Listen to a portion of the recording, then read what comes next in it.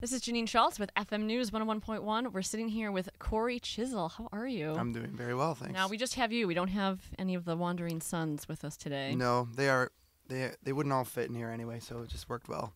I want to talk about the new record. It's called Old Believers. And I want to kind of talk about the title. Like, where is that coming from and what's that alluding to? Well, we got the name.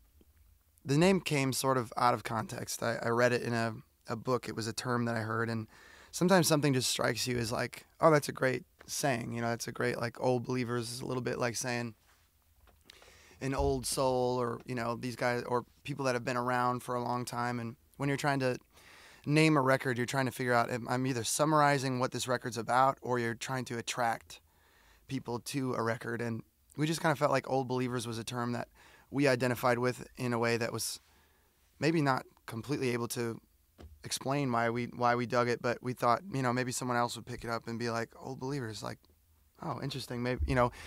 And there's like records like Diamond Dogs, like David Bowie and stuff, where you're just like, I don't know what that is or whatever, but it conjures something in my mind that I like, you know.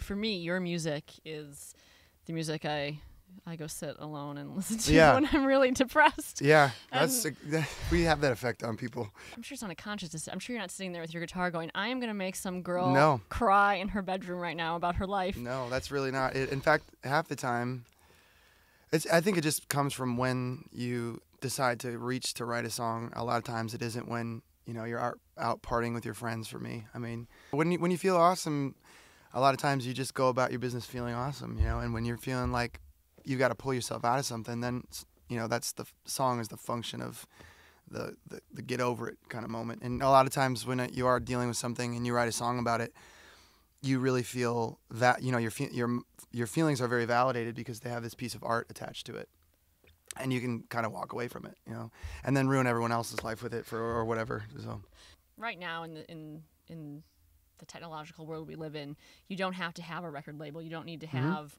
you don't need to be Adele and take home, you know, a boatload of Grammys to really be considered a successful musician. I guess how do you measure success in terms of your career and the trajectory of where you are going and where you want to go? Yeah, I think the main thing for us is that it's sustainable for a career, which is still like, you know, the only thing I ever wanted to do with my life is not get a real job and play my guitar, and the fact that we've been able to keep that up is a great, you know, thing. And then we really get to work with a lot of the artists that have influenced us or are currently influencing us, and I think that community of belonging, when you really feel like you're working alongside of the artists that you respect and you know personally the artists that are in your record collection that you love, and you are able to communicate with one another about what you make, or if, you know, getting a certain phone call from someone you admire telling you that the new record really hits the mark. I mean, that still is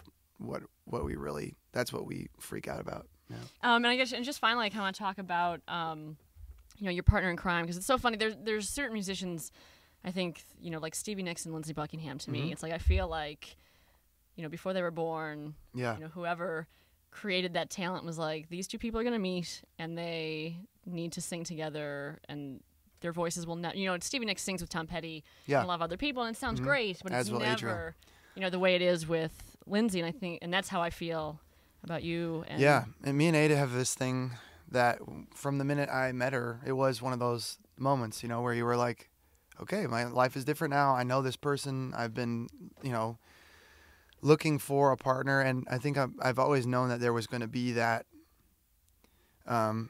component. You know, I didn't know it was going to be her necessarily, but certainly when I heard her sing, I mean, she is my favorite singer, and, you know, I began right away trying to angle my way to get her, you know, in the group and get rid of whoever was there that needed to go, you know.